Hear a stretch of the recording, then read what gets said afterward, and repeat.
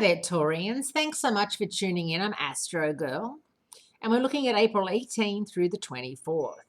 And there's an intense full moon lightening up the sky in Scorpio later this week. And of course, the sun moves into your sign later this week.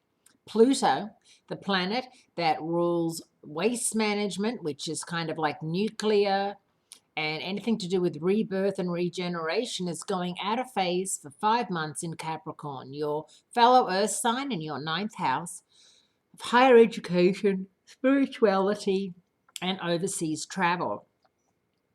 And this is definitely going to be areas that will be affected once Pluto goes out of phase. If you know anyone born under the sign of Capricorn, if you're involved with a Capricorn, you'll probably find that they're a little bit out of sorts too, because of course Pluto has been in their sign for quite some time.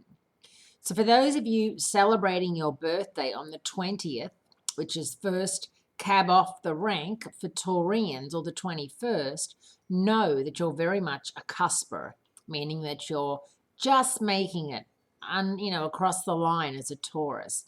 So it's a really good idea for you to have your chart done and to see just how much Taurus you have and how many planets you have in Taurus. You may find that all of your planets are in Aries or Pisces and not so much in Taurus because, as I said, you've just made it over the line for being a Taurus.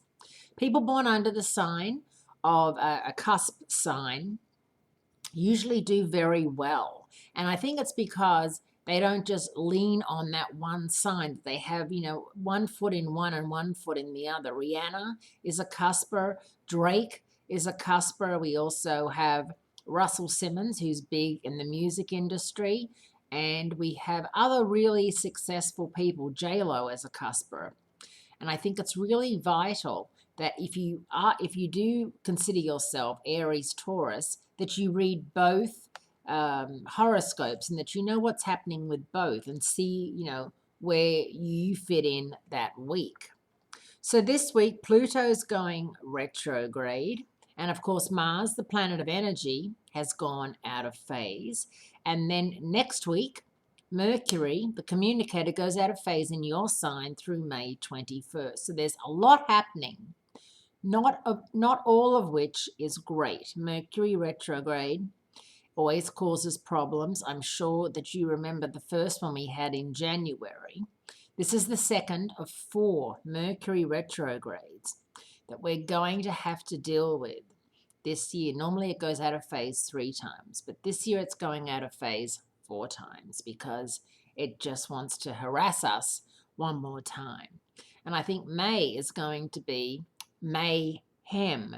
And I've written my love and relationship article for you, and it should be up by now, just saying how it's going to be a really tough road, especially for people born under the sign of Taurus, people born under the sign of Virgo, because of course Jupiter finally makes his move forward, and that's going to be a very good thing. It's just going to take some getting used to. Jupiter's been out of phase in Virgo for most of the year, and it's moving forward May 9. So more about that later, but make sure you write that date down, because even though Mercury is going to be retrograde in your sign, that is one of those lucky days when you might just take a chance. So there's a full moon in Scorpio on the 22nd, and this full moon is a standoff between Taurus and Scorpio, suggesting it's time to look for balance and completion between your personal security and the need for change.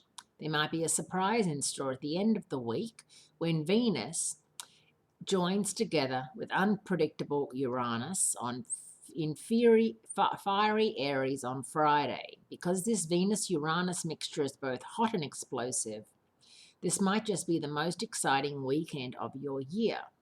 You'll be able to enjoy it a lot more if you keep a firm grip on both your heart and your wallet. Try not to spend too much. Have a wonderful week. Great speaking to you, and I look forward to speaking to you again next week.